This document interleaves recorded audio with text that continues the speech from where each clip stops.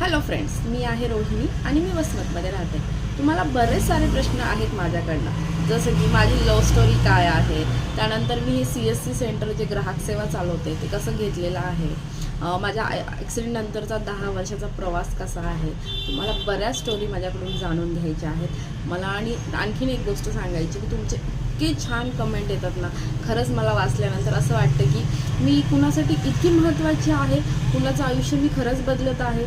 बऱ्याच जणांना पाय मिळत आहेत. आजपर्यंत नाही म्हटलं तरीही एक 60-70 जणांना मी आत्तापर्यंत कॉन्टॅक्ट केलेला आहे.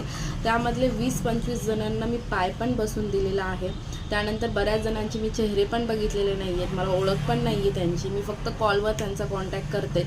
काही जणांचे माझ्याकडनं चुकून बरेच कॉन्टॅक्ट करायचे राहिलेले आहेत, त्यासाठी मी सगळ्यात पहिल्यांदा सॉरी म्हणते.